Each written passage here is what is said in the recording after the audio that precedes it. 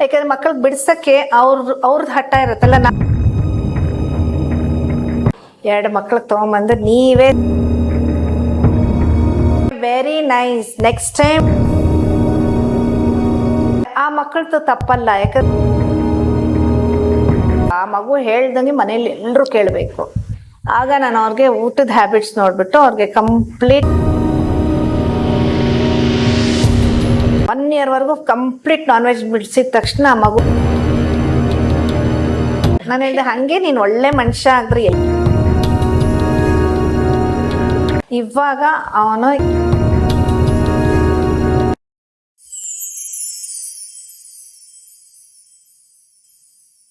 ನಿಮ್ಮ ಮಕ್ಕಳ ಜೊತೆ ಮರೆಯಕ್ ಆಗ್ದಿರಂತ ಯಾವ್ದಾದ್ರು ಮಕ್ಕಳ ತುಂಟತನದಿಂದ ನೀವು ಯಾವ್ದಾದ್ರು ಒಂದು ಘಟನೆ ಮರೆಯಕ್ ಆಗ್ದಿರೋಂತಹ ಘಟನೆ?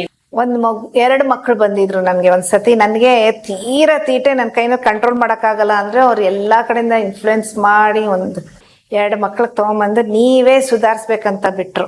ಓಕೆ. ಆ 2 ಮಕ್ಳು ಎಷ್ಟು ತೀಟೆ ಇದ್ರು ಅಂತಂದ್ರೆ ನೋಡಿದ್ರೂ ನನ್ನ ಕೈನಲ್ಲಿ ಆಗಲ್ಲ ಅಂತ ಅನ್ಸ್ತಾ ಇತ್ತು. ಕೊನೆಗೆ ಏನಾಯ್ತು, ತುಂಬಾ ಇದ್ ಮಾಡ್ಬಿಟ್ಟು ತಂದು ಬಲವಂತದಿಂದ ತಂದು ಬಿಟ್ಟೊಟ್ಟೋದ್ರು ಅವ್ರು 2 ಮಕ್ಳಿಗೆ. ಓಕೆ. ಅವಾಗ ಕುತ್ಕೊಂಡ ಆ ಮಕ್ಕಳದು ತಪ್ಪಲ್ಲ, ಯಾಕಂದ್ರೆ ಅವ್ರಿಗೆ ಬೆಳೆಸಿದ ರೀತಿ ತಪ್ಪಿತ್ತು. ಅಂದ್ರೆ ತುಂಬಾ ಹಠ ಮಾಡ್ತಾ ಇದ್ರು. ಹಠ ಅಂತಂತಂದ್ರೆ ಅವ್ರಿಗೆ ಹಿಡಿಯಕ್ ಆಗ್ತಾರಲ್ಲ. ಆ ಮಗು ಹೇಳ್ದಂಗೆ ಮನೇಲಿ ಎಲ್ರು ಕೇಳ್ಬೇಕು. 2 ಮಕ್ಳು ಹಾಗೆ ಇತ್ತು. ಅವನು ರೋಡಲ್ಲಿ ಹೋಗೋರು ಬರೋರ್ಗುನು ಹಿಂಸೆ ಮಾಡೋನು. ಸೊ ಅದು ಆಮೇಲೆ ಕೊನೆಗೆ ಎಲ್ರು ಡಿಸೈಡ್ ಮಾಡಿ ನೀವೇ ಇಲ್ಲಿ ಮಾಡ್ಬೇಕು, ಇನ್ ನಿಮ್ ಕೈನಲ್ಲಿ ಆಗಲ್ಲ ಅಂತ ತಂದ್ಬಿಟ್ಟಾಗ ನಾನು ಯೋಚನೆ ಮಾಡಿದೆ, ಆ ಮಕ್ಳು ನೋಡಿದ್ರೆ ನನ್ನ ಕೈನಲ್ಲಿ ಸುಧಾರ್ಸಕ್ ಆಗಲ್ಲ ಅನ್ಕೊಂಡೆ. ಆಮೇಲೆ ಕೂತ್ಕೊಂಡು ಯೋಚನೆ ಮಾಡಿ, ಈಗ ನಾನ್ ಸುಧಾರಿಸಿಲ್ಲ ಅಂತಂದ್ರೆ ನಾಳೆ ಅವ್ನ ಸೊಸೈಟಿಗೆ ಹಾಳಾಗ್ತಾನೆ. ಕೂತ್ಕೊಂಡು ಯೋಚನೆ ಮಾಡಿ ಅಷ್ಟೇ ಕಂಡೀಷನ್ ಹಾಕ್ದೆ, ನಾನು ಏನ್ ಹೇಳ್ತೀನಿ ಅದೇ ತರ ಕೇಳ್ಬೇಕು ಅಂತ ಆ 2 ಮಕ್ಕಳಿಗೆ. ಫಸ್ಟ್ ಅವ್ರಿಗೆ ಅಡ್ಮಿಷನ್ ಬೇಕು ಅಂತ ಅಂದ್ಬಿಟ್ಟು ನೀವೇನ್ ಹೇಳ್ತೀರ ಎಲ್ಲದಕ್ಕೂ ಒಪ್ಪಿಗೆ ಅಂತ ಒಪ್ಕೊಂಡ್ಬಿಟ್ಟು, ಆಗ ನಾನು ಅವ್ರಿಗೆ ಊಟದ ಹ್ಯಾಬಿಟ್ಸ್ ನೋಡ್ಬಿಟ್ಟು ಅವ್ರಿಗೆ ಕಂಪ್ಲೀಟ್ ನಾನು ಹೇಳೋವರೆಗೂ ನಾನ್ ವೆಜ್ ಮುಟ್ಕೂಡ್ದು ಅಂತ ಹಾಕಿದೆ. ಫಸ್ಟ್ ಅವರು ಅದ್ ಹಿಂಗಾಗತ್ತೆ ವಾರಕ್ಕೊಂದ್ಸತಿ 2 ಸತಿ ಅಂದ್ರೆ ನಾನು ಹೇಳ್ದೆ ಹಂಗೆ ನನ್ ಕಂಡೀಷನ್ ಅಲ್ಲಿ ಇರೋ ಹಂಗಿದ್ರೆ ತಗೊಳ್ತೀನಿ, ನನ್ ಕಂಡೀಷನ್ ಅಲ್ಲಿ ಇಲ್ಲ ಅಂತಂದ್ರೆ ನಾನು ತಗೊಳಲ್ಲ ಅಂದೆ. ಹಾಗೆ ಮಾಡಿ ಫಸ್ಟ್ 2 ಮಕ್ಳನ್ನು 1 year ವರೆಗೂ ತಿನ್ಕೊಡ್ದು ಅಂತಂದೆ. 1 month ಅಂತ ಹೇಳ್ದೆ. ಅದಾದ್ಮೇಲೆ ಎಲ್ಲಿ ಅವ್ರು ಒಂದ್ಸತಿ ಸುಳ್ಳು ಹೇಳಿದ್ರೆ I will double that. 1 month ಇರೋದು 2 months ಆಗತ್ತೆ ಅಂತ. ಸೊ ಅದ್ ಒಂದ್ಸತಿ ಏನೋ ಬ್ರೇಕ್ ಮಾಡಿ ಬಂದ್ರು. ಏನಂದ್ರೆ ಅಯ್ಯೋ ಹೇಳ್ತಾರೆ ಆಮೇಲೆ ಮಾಡಲ್ಲ ಅಂತ ಅವ್ರಿಗೆ ಕ್ಯಾಶುಯಲ್ ಇತ್ತು. ಲೇಟರ್ ಏನ್ ಮಾಡಿದ್ರು, ಅದ್ 1 month ಬಂದಾಗ ಅದು ಡಬಲ್ ಮಾಡ್ಬಿಟ್ಟು 1 year ವರೆಗೂ ನಾನ್ ವೆಜ್ ತಿನ್ನಕ್ ಕೊಟ್ಟಿಲ್ಲ ಅವ್ರಿಗೆ. 1 year ವರೆಗೂ ಕಂಪ್ಲೀಟ್ ನಾನ್ ವೆಜ್ ಬಿಡಿಸಿದ ತಕ್ಷಣ ಆ ಮಗುದು ಹಠ ಗಿಟ ಎಲ್ಲ ಕಮ್ಮಿ ಆಯ್ತು. ಅದಾದ್ಮೇಲೆ ಪ್ರತಿಯೊಂದು ಆಕ್ಟಿವಿಟೀಸ್ ಅಲ್ಲಿ ಮಾಡ್ಬೇಕು. ಏನಂತಂದ್ರೆ ಅಗ್ರೆಸಿವ್ನೆಸ್ ಇರ್ಕೊಡ್ದು.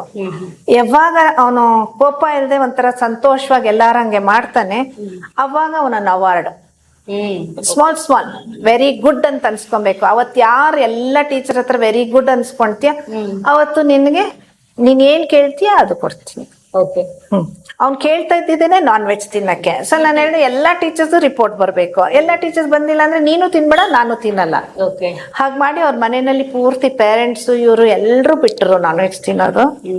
ಅವ್ರ ಅಜ್ಜಿ ಮಾತ್ರ ವೆಕೇಶನ್ ಅಲ್ಲಿನೂ ನನ್ಗೆ ಕೇಳಿ ರಿಲೇಟಿವ್ಸ್ ಮನೆಗೆ ಹೋಗ್ಬೇಕು. ಸಂಡೇ ಬೇರೆ ಮಕ್ಳು ಹೆಂಗ್ ಹೋಗ್ತಾರೆ ಹಂಗ್ ಹೋಗಂಗಿಲ್ಲ, ಪರ್ಮಿಷನ್ ಕೇಳಿ ಇವ್ನು ಎಲ್ಲಿ ಹೋಗ್ಬೇಕನ್ ಹೋಗ್ಬೇಕು. ಅವ್ನ ಹೋಮ್ ವರ್ಕ್ ಎಲ್ಲ ಕರೆಕ್ಟ್ ಆಗಿ ನೀಟಾಗಿ ಬರ್ದಿರ್ಬೇಕು. ಆ ಕಂಡೀಷನ್ ಇದ್ರೆ ಆಚೆ ಹೋಗಂಗೆ. 3 months ಆಯ್ತು ಅವನ್ಗೆ ಟೇಮ್ ಮಾಡಕ್ಕೆ. 3 months ಆದ್ಮೇಲೆ ಒಂದ್ ಸ್ವಲ್ಪ ಇವ್ರು ಸುಧಾರಣೆ ಆಗಲ್ಲ ಅನ್ಕೊಂಡಿದ್ದೆ ನಾನು. ನೋಡಿದ್ರೆ ಪಾಸಿಟಿವ್ ಚೇಂಜಸ್ 3 months ಆದ್ಮೇಲೆ ಬಂತು. ಇವಾಗ ಅವನು MBA ಮಾಡಿದ್ದಾರೆ.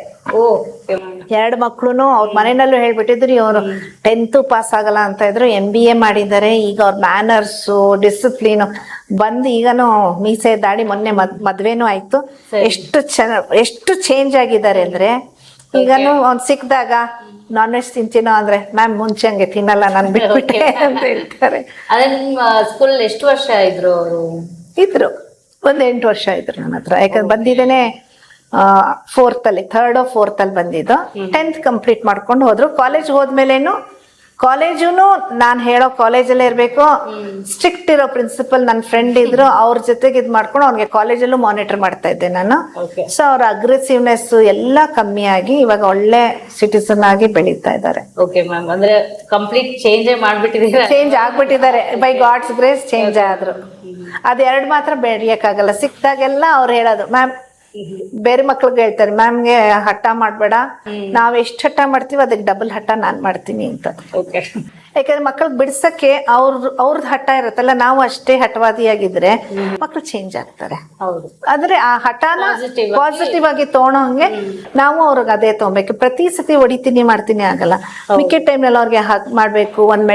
ಸ್ಪೋರ್ಟ್ಸ್ ಇದ್ರಲ್ಲಿ ಇನ್ನೊಂದು ಇನ್ಸಿಡೆನ್ಸ್, ಸ್ಪೋರ್ಟ್ಸ್ ಅಲ್ಲಿ ಅವ್ನು ಗೆದ್ಬಿಟ್ಟಾಗ ಅವ್ನ್ ಮೆಡಲ್ ಹಾಕಿದಕ್ಕೆ ಸೈಕಲ್ ತಗೊಂಡು ಮನೆ ಹತ್ರ ಪೂರ್ತಿ ಸೈಕಲ್ ಹೊಡೆದಿದ್ದ. ಯಾಕೋ ಇಷ್ಟು ಸೈಕಲ್ ಹೊಡೆದೆ ನಿನ್ನೆ ಅಂದ್ರೆ, ನಾನು ಮೆಡ್ಲ್ ಹಾಕೊಂಡಿರೋದು ಎಲ್ರು ನೋಡ್ಬೇಕು. ನಾನು ಹೇಳ್ದೆ ಹಂಗೆ ನೀನ್ ಒಳ್ಳೆ ಮನುಷ್ಯ ಆದ್ರೆ ಎಲ್ರು ಎಷ್ಟ್ ಜನ ನೋಡ್ತಾರೆ ಅಂತ ಹೇಳ್ದೆ. ಅವಾಗ ಚೇಂಜಸ್ ಬರೋದು ಮಕ್ಳು. ಬಡ್ದ್ಬಿಟ್ರೆ ಇದು ಮಾಡಿದ್ರೆ. ಸೊ ಅವನಿಗೆ ಮೇನ್ ಏನಿತ್ತು, ಪ್ರೀತಿ ಕಮ್ಮಿ ಇತ್ತು ಮನೆಯಲ್ಲಿ ಗೈಡೆನ್ಸ್ ಕಮ್ಮಿ ಇತ್ತು. ಆಮೇಲೆ ಸ್ವಲ್ಪ ಬುದ್ಧಿ ಬಂದ್ಮೇಲೆ ಕೇಳಿದಾಗ, ಯಾಕೆ ಹಾಗೆ ನೀನ್ ಚಿಕ್ಕವನಂಗ್ ಮಾಡ್ದೆ, ಇಷ್ಟೊಳ್ಳೆವನಲ್ಲ ಅಂತಂದ್ರೆ, ನಾವು ಪ್ರೀತಿ ಮಾಡ್ದಂಗೆ ಬೇರೆ ಮನೆಯಲ್ಲಿ ಆ ಪ್ರೀತಿ ಸಿಕ್ಕಿರ್ಲಿಲ್ಲ ಅವನ್ಗೆ. ಅದಕ್ಕೆ ಅಗ್ರೆಸಿವ್ನೆಸ್ ಇದ್ದಿದ್ದು. ಕೇಳಿದೆಲ್ಲ ಕೊಟ್ಬಿಡೋರು. ಕೊಟ್ಬಿಟ್ರೆ ಅಂದ್ರೆ ಮುಂಚೆ ಎಲ್ಲ ಸ್ವಲ್ಪ ಟೈಮ್ ಸ್ಪೆಂಡ್ ಮಾಡ್ತಾ ಇದ್ರು ಮಕ್ಕಳ ಜೊತೆ. ಇವಾಗ ಕೆಲ್ಸ ಆಮೇಲೆ ಡೇ ಕೇರ್ ಬಿಡೋದು ಅದೆಲ್ಲ ಬಂದಿರೋದ್ರಿಂದ ಕನೆಕ್ಟಿವಿಟಿ ಕಮ್ಮಿ ಆಗಿದೆ. ಸೊ ಪ್ರೀತಿ ಅವ್ರಿಗೆ ಸಿಗ್ತಾ ಇಲ್ಲ ಪೇರೆಂಟ್ಸ್ ಇಂದ. ಹೊರಗಡೆ ಹುಡ್ಕೊಂಡು ಹೋಗ್ತಾರೆ. ಅಗ್ರೆಸಿವ್ನೆಸ್ ಅಂದ್ರೆ ನೀವು ಹೇಳೋ ಪ್ರಕಾರ ಅಂದ್ರೆ ಅಗ್ರೆಸಿವ್ನೆಸ್ ಬರೋದ್ ಮಕ್ಕಳಿಗೆ ಲ್ಯಾಕ್ ಆಫ್ ಲವ್ ಇಂದ. Proper love, quality time spend ಮಾಡ್ಬೇಕು, ಕ್ವಾಲಿಟಿ ಲವ್ ಕೊಡ್ಬೇಕು ಅವ್ರಿಗೆ. ಕೇಳಿದಾಗ ಮಾಡ್ದಾಗ ಹಟ್ಟದ್ದು ಕೊಡ್ಸ್ಬಿಟ್ರೆ ಲವ್ ಅಂತಾರಲ್ಲ, ಆತ ಮೆಟೀರಿಯಲಿಸ್ಟಿಕ್ ಲವ್ ಇರ್ಕೊಡ್ದು. ಅವ್ರಿಗೆ ಏನ್ ನೀಡ್ ಇದೆ ಅದ್ ನೋಡ್ಕೊಂಡ್ ಕೊಡ್ಬೇಕು ಅವ್ರಿಗೆ. ಅವಾಗ ಒದೆ ಬೀಳೋವಾಗ ಪ್ರೀತಿ ಮಾಡ್ಬಾರ್ದು, ಒದೆ ಬೀಳೋವಾಗ ಒದೆ ಬೀಳಲೇಬೇಕು.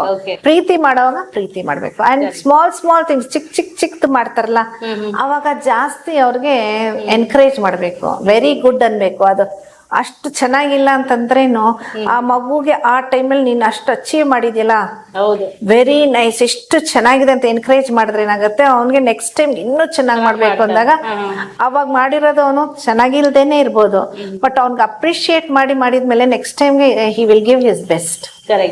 ಮಕ್ಕಳದು ಇನ್ನರ್ ಕ್ವಾಲಿಟೀಸ್ ಬೆಸ್ಟ್ ತೆಗಿಯಕ್ಕೆ ಎನ್ಕರೇಜ್ ಮಾಡ್ಬೇಕು, ಪ್ರೀತಿ ಮಾಡ್ಬೇಕು. ಅಂದ್ರೆ ಒಂದು ಮಗು ಒಂದು ಚಿಕ್ಕದ ಏನೋ ಗೀಚಿ ಒಂದು ಡ್ರಾಯಿಂಗ್ ಮಾಡಿದೀನಿ ಅಂತ ತಂದು ತೋರಿಸಿದಾಗ ಚೆನ್ನಾಗಿದೆ ಅಂತ ನಾವು ಹೇಳ್ಬೇಕು. ಏನ್ ಹಿಂಗ್ ಮಾಡಿದ್ಯಾ ನರ್ಸರಿ ಡಿಸ್ಕರೇಜ್ ಮಾಡ್ಕೊಡ್ತು.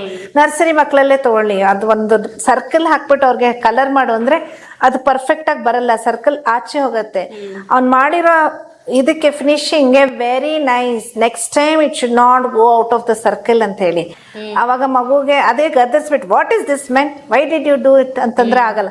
ಪ್ರೀತಿಯಿಂದ next time should not go, this is so nice ಅಂತ ಹೇಳಿ ನೆಕ್ಸ್ಟ್ ಟೈಮ್ ಮಾಡುವಾಗ ಅವನು ಗಮನಲ್ಲಿ ಇಟ್ಕೊಂಡು ಏನ್ ಮಾಡ್ತಾನೆ, ಸರ್ಕಲ್ ಒಳಗಡೆ ಮಾಡುವಾಗ 10 ಸತಿ ಕೇಳ್ತಾನೆ, ma'am is it nice, is it nice, yes within the circle ಅಂತ ಹೇಳ್ತಾ ಇರಿ. ಅವಾಗ ಅವ್ನ ಮೈಂಡ್ ಅಲ್ಲಿ ರೆಕಾರ್ಡ್ ಆಗ್ಬಿಟ್ರೆ ಅವಾಗ ವಿತ್ ಇನ್ ದ ಸರ್ಕಲ್ ಹಾಕ್ತಾನೆ. ನರ್ಸರಿನಲ್ಲಿ ವಿತ್ ಇನ್ ದ ಸರ್ಕಲ್ ಹಾಕಿದಾಗ ಅದರಲ್ಲಿ ತುಂಬಾ ರೀತಿ ಬರುತ್ತೆ. He will behave with in his circle, he will study with in his circle, he will play in the circle. So ಆ ಸರ್ಕಲ್ ಪೇಂಟ್ ಮಾಡುವಾಗ ಒಂದು dialogue teacher ಹೇಳ್ಬಿಟ್ರೆ ಅವನದು ಬಿಹೇವಿಯರ್ ಇದು ಎಲ್ಲ ಬೌಂಡ್ರೀಸ್ ನಲ್ಲೇ ಆಗತ್ತೆ, ಬೌಂಡ್ರಿ ಆಚೆ ಹೋಗಲ್ಲ. ಸಾಕಷ್ಟು ಮಕ್ಕಳನ್ನು ಬದಲಾಯಿಸಿದ್ದಾರೆ. ಅವ್ರಿಗೆ ಎಷ್ಟು ಕತೆಗಳಿದೆ ಅಂದ್ರೆ ಆ ಕತೆಗಳೆಲ್ಲ ಹೇಳ್ಕೊಂಡು ಕೂತ್ಕೊಂಡ್ರೆ ತುಂಬಾ ಸಮಯ ಹಿಡಿಯುತ್ತೆ. ಅವರು ಹೇಳಕ್ ಆಗ್ದಿರೋಷ್ಟು ಮಕ್ಕಳನ್ನ ಅವರು ಬದಲಾಯಿಸಿ ಒಂದು ಒಳ್ಳೆಯ ದಾರಿಗೆ ತಂದಿದ್ದಾರೆ ಇವರು. ಇವರಿಗೆ ನಾವು ಎಷ್ಟು ನಮ್ಮ ಒಂದು ಅಭಿನಂದನೆಗಳನ್ನು ತಿಳಿಸಿದ್ರು ಸಹ ಸಾಕಾಗಲ್ಲ ನಮ್ಮ ಮೇಡಮ್ ಅವ್ರಿಗೆ. ನಾವು ಸಹ ನಮ್ಮ ಮೇಡಮ್ ಅವ್ರ ಜೊತೆನೆ ಕಲ್ತು ಬೆಳೆದು ಈ ಮಟ್ಟಿಗೆ ನಾವು ಬೆಳೆದಿದ್ದೀವಿ.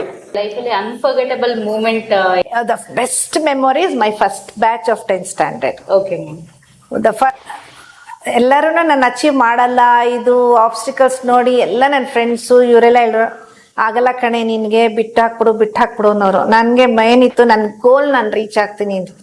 ನಂದು first 10th standard batch 10th ಸ್ಟ್ಯಾಂಡರ್ಡ್ಗೆ ಕೂತ್ಕೊಂಡಾಗ ನನಗೆ ದೇವ್ರ ಹತ್ರ ಹೋಗಿ ಪ್ರಾರ್ಥನೆ ಮಾಡಿ ಹೇಳಿದೆ, I have done it, I have received it, I thank you God ಅಂತ ಕೇಳ್ಕೊಂಡಿದ್ದಾಗ. Okay. So that was my first achievement, that is I can mould the children ಅಂತ ಫುಲ್ ಸಂತೋಷ ಆಗಿದ್ದು 10th ಸ್ಟ್ಯಾಂಡರ್ಡ್ ಬ್ಯಾಚ್ಗೆ. 10th results 10th standard results ಅಲ್ಲ, ಅವ್ರು when they were appearing for the 10th standard exam. Okay. S, my children have appeared for 10th standard. ಈಗ ನಾನು ಮಾಡ್ಬೋದು. Okay. ಈಗ ತರ್ತಾರೆ ಮಕ್ಕಳು 97%, 98% ಎಲ್ಲ ತರ್ತಾರೆ. ಸೊ ಅದು ಫಸ್ಟ್ ಬ್ಯಾಚ್ ಅಲ್ಲಿ ಆಗಿರೋಷ್ಟು ಖುಷಿ, ಅಂದ್ರೆ ಆ ಖುಷಿ ನನ್ಗೆ ಈಗ ಆತರ ಅನ್ಸಲ್ಲ. ಫಸ್ಟ್ ಬ್ಯಾಚ್ ಅಪಿಯರ್ ಆಗಕ್ ಮುಂಚೆನೆ ನಂಗೆ ಖುಷಿ ಆಗುತ್ತೆ. ಓಕೆ, ಅದೊಂದು ಫಸ್ಟ್ ಸ್ಟೆಪ್ ಆಫ್ ಅಚೀವ್ಮೆಂಟ್ ಅಂತ. ಎನಿ ಟೈಮ್ ಅಲ್ಲಿ ಏನಾದ್ರು ತುಂಬಾ ಸ್ಟ್ರೆಸ್ ಆಗಿ ಈ ತರ ಕ್ವಿಟ್ ಮಾಡ್ಬೇಕು ಏನಾದ್ರು ಎಕ್ಸ್ಪೀರಿಯನ್ಸ್ ಆಗಿದೆ? ಆ ತರ ಇಷ್ಟವರೆಗೂ ಆಗಿಲ್ಲಮ್ಮ. ಅಪ್ಸ್ ಅಂಡ್ ಡೌನ್ಸ್ ಲೈಫಲ್ಲಿ ಬಂದೇ ಬರುತ್ತೆ. ಸ್ವಲ್ಪ ಹುಷಾರಿಲ್ದೇ ಇರುವಾಗ ಸ್ವಲ್ಪ ನೋಡ್ಕೊಳಕ್ ಇವಾಗಿದ್ದಾರೆ. ಅವಾಗ ಯೋಚನೆ ಮಾಡಿದ, ನನ್ಗೆ ಅವಾಗ ಹುಷಾರಿಲ್ದೇ ಇರುವಾಗನು ಮಾತ್ರೆ ತಿನ್ಕೊಂಡು ಬರ್ತಾ ಇದ್ದೆ. ಅವಾಗಕ್ಕೂ ಇವಾಗ ಕಂಪೇರ್ ಮಾಡಿದ್ರೆ ಈಗ ನಾನು ಹುಷಾರಿಲ್ಲ ಅಂದ್ರೆ ನೋಡ್ಕೊಳಕ್ HM ಇದ್ದಾರೆ, ಅಸಿಸ್ಟೆಂಟ್ HM ಇದ್ದಾರೆ, ಟೀಚರ್ಸ್ ಇದ್ದಾರೆ, PT ಮಾಸ್ಟರ್ ಇದ್ದಾರೆ. Okay. ಈಗ ಎಲ್ಲ ಬಿಗ್ ಫ್ಯಾಮಿಲಿ ಇದೆ, ಜಾಯಿಂಟ್ ಫ್ಯಾಮಿಲಿ ಇದೆ. ಅವಾಗ ಒಂದೇ ಇದ್ದಾಗ ಸ್ಟಾಫ್ ಕಮ್ಮಿ ಇದ್ದಾಗ ಅವಾಗ ಏನೇ ಆಗ್ಲಿ ಬಂದ್ಬಿಡ್ಬೇಕಾಯ್ತು. ಎಷ್ಟೋ ಸತಿ ನೀನ್ ನೋಡ್ದಂಗೆ ಸ್ಕೂಲಲ್ಲೇ ಬೆಂಚ್ ಮೇಲೆ ಮಲಗ್ಬಿಡ್ತಾ ಇದ್ದೆ ನಾನು ಹುಷಾರಿಲ್ದೇ ಇರುವಾಗ. ಮಕ್ಕಳು ಹೋಗಿದ ತಕ್ಷಣ ರೆಸ್ಟ್ ತಗೊಂಡು ಮನೆಗೆ ಹೋಗ್ತಾ ಇದ್ದೆ. ಇವಾಗ ಆತರ ಇಲ್ಲ, ನೋಡ್ಕೊಳೋರಿದ್ದಾರೆ.